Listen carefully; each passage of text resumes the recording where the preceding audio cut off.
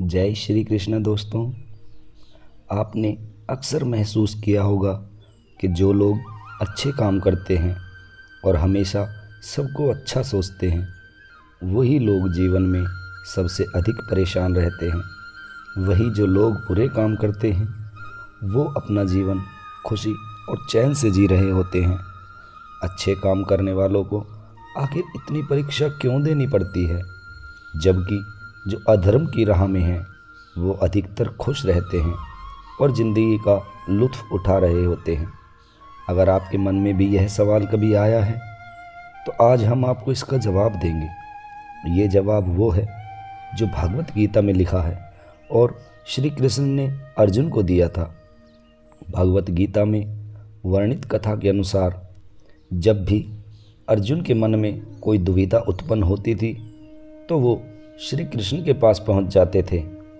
एक बार की बात है, अर्जुन श्री कृष्ण के पास जाकर कहते हैं कि वो किसी बात को लेकर परेशान हैं, तो इसका जवाब वो श्री कृष्ण से चाहते हैं। श्री कृष्ण ने पूछा, सवाल क्या है?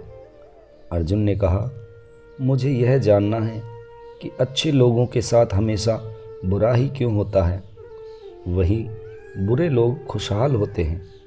अर्जुन के मुंह से ऐसी बातें सुनकर श्री कृष्ण जी मुस्कुराए और कहा, मनुष्य जैसा सोचता है और महसूस करता है वैसा कुछ नहीं होता है, बल्कि अज्ञानता की वजह से वो सच्चाई नहीं समझ पाता है। अर्जुन उनकी ये बात समझ नहीं पाए।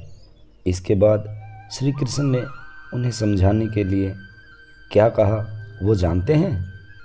श्री कृष्ण ने अर्जुन से कहा, पार्थ, मैं तुम्हें एक कथा सुनाता हूँ।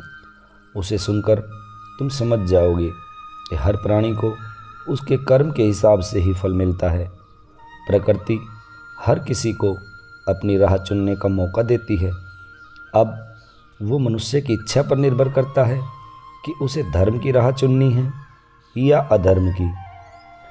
कथा शुरू करते हुए कृष्ण जी ने कहा, एक नगर में दो पुरुष रहते थे। एक पुरुष व्यापारी था जिसने जीवन में धर्म की बहुत महत्ता थी। वो पूजा पाठ में यकीन रखता था। वो हर रोज़ मंदिर जाता था और दान धर्म भी करता था और रोज़ भगवान की पूजा करता था। वहीं दूसरा पुरुष इसके बिल्कुल विपरीत था।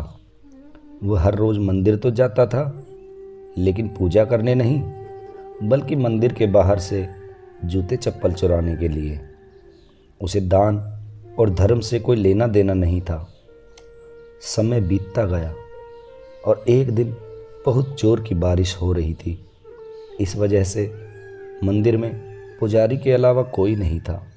यह बात जब दूसरे पुरुष को पता चली तो उसने सोचा कि यह सही मौका है मंदिर का धन चुराने का। पंडित से नज़र बचाकर उसने मंदिर का सारा धन चुरा लिया। उसी समय धर्म कर्म में विश्वास रखने वाला व्यक्ति भी मंदिर पहुंच गया। दुर्भाग्य से मंदिर के पुजारी ने उसे ही चोर समझ लिया और चिल्लाने लगा। वहां लोग इकट्ठा हो गए और उस व्यापारी को बहुत मारा। किसी तरह वो खुद को बचते बचाते वहां से निकला तो दुर्भाग्य ने उसका साथ वहां भी नहीं छोड़ा। मंदिर के बाहर वो एक गाड़ी से टकरा गया और घायल हो गया। फिर वो व्यापारी लंगड़ाते हुए घर जाने लगा तो रास्ते में उसकी मुलाकात उस पुरुष से हुई जिसने मंदिर से धन चुराया था। उसने कहा, आज तो मेरी किस्मत चमक गई, एक साथ इतना सारा धन मिल गया। ये सब देखकर उसे बहुत बुरा लगा और उसने अपने घर से भगवान की सारी तस्वीरें बाहर निकाल दी।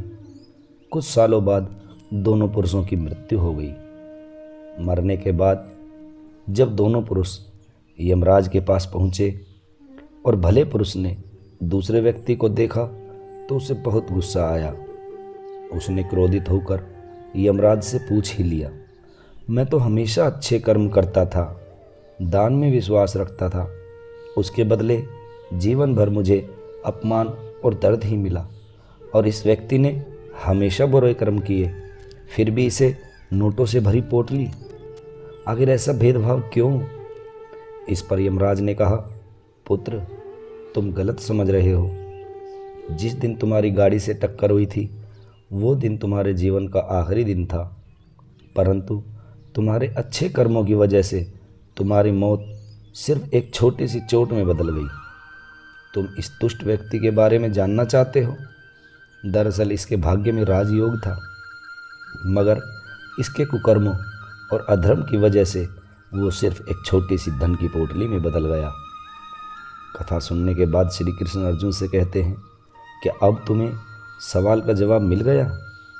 ऐसा सोचना कि भगवान तुम्हारे कर्मों को नज़रअंदाज कर रहे हैं, ये बिल्कुल भी सत्य नहीं है। भगवान हमें कब, क्या, किस रूप में दे रहा है मनुष्य को समझ में नहीं आता है, मगर आप अच्छे कर्म करते रहें तो भगवान की कृपा हमेशा बनी रहती है। इसलिए अपने अच्छे कर्मों को बदलना नहीं चाहिए, क्योंकि उसका फल हमें इस जीवन में मिलता है। इसलिए मनुष्य का फर्ज है कि वो हमेशा अच्छे कर्म करता रहे, क्योंकि श्री कृष्ण ने गीता में बताया है कि किसी के द्वारा किया गया कर्म बेकार नहीं जाता, चाहे वो अच्छा हो या बुरा। भगवान श्री कृष्ण आप सभी को अपने जीवन में आगे बढ़ने की राह दिखाएं, यही हमारी कामना है। श्री कृष्ण जी के ज्ञान से आपकी ज़िंदगी को रोशनी मिले। अगर आपको वीडियो अच्छी लगे तो लाइक और कमेंट्स ज़रूर करना। मिलते हैं किसी अगली वीडियो में, तब तक के लिए जय श्री कृष्ण।